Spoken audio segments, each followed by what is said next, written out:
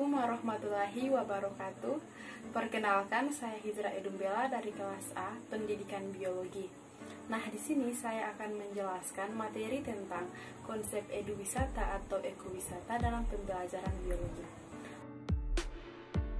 Nah, belajar biologi adalah belajar tentang kehidupan atau tentang ilmu hayati, di mana meliputi makhluk hidup, yakni hewan, tumbuhan, dan juga manusia.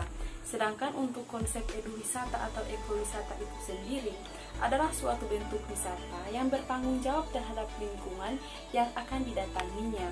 Nah, untuk bisa bertanggung jawab, maka diperlukan pemahaman, pengetahuan yang benar tentang sumber daya yang akan didatangi. Nah, pembelajaran biologi yang selama ini intinya menyampaikan pengetahuan tentang kehidupan, maka hal itu merupakan dasar yang kuat dalam mengembangkan ekowisata.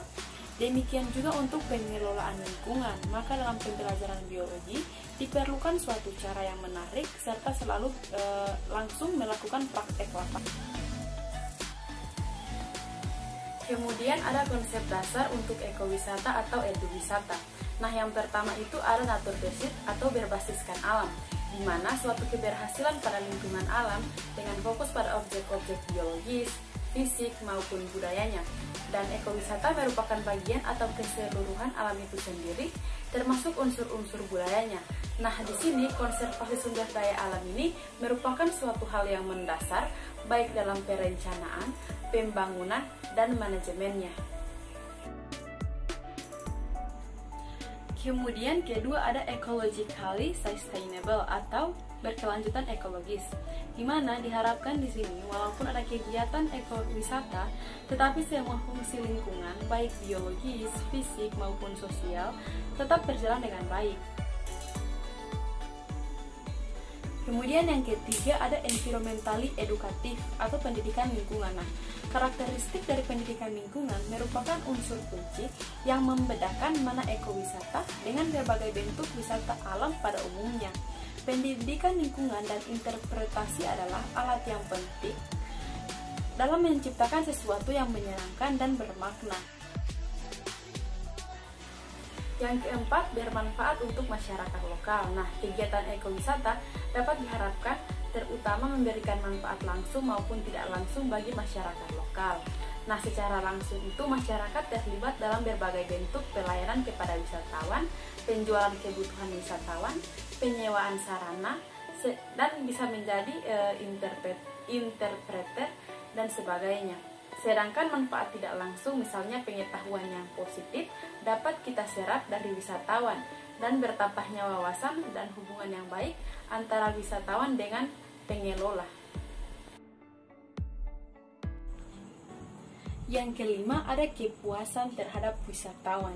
Nah, walaupun kepuasan setiap wisatawan sangat relatif, namun secara umum terdapat kepuasan akan pengalaman ekowisatanya.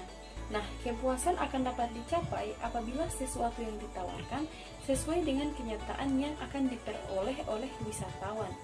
Jangan sampai wisatawan merasa dibohongi karena sesuatu yang ditawarkan tidak ada atau sangat jauh dari yang diharapkan. Karena kepuasan wisatawan akan sangat berpengaruh akan ketahanan industri ekowisata dalam rangka yang panjang.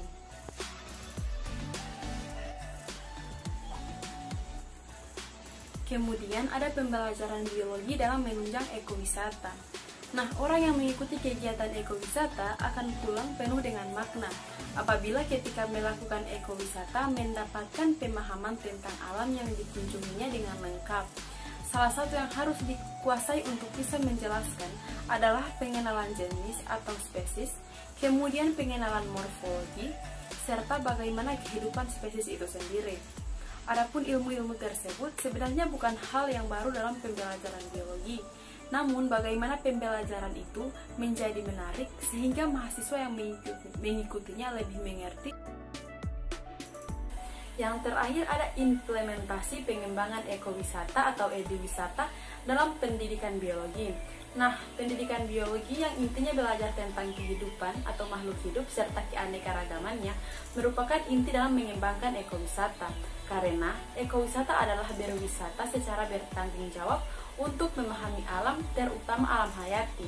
Adapun penerapannya adalah dalam mempelajari biologi, kita tentu senang dan berusaha terus untuk menggali setiap jenis kehidupan ini, sehingga bisa diceritakan dengan menarik.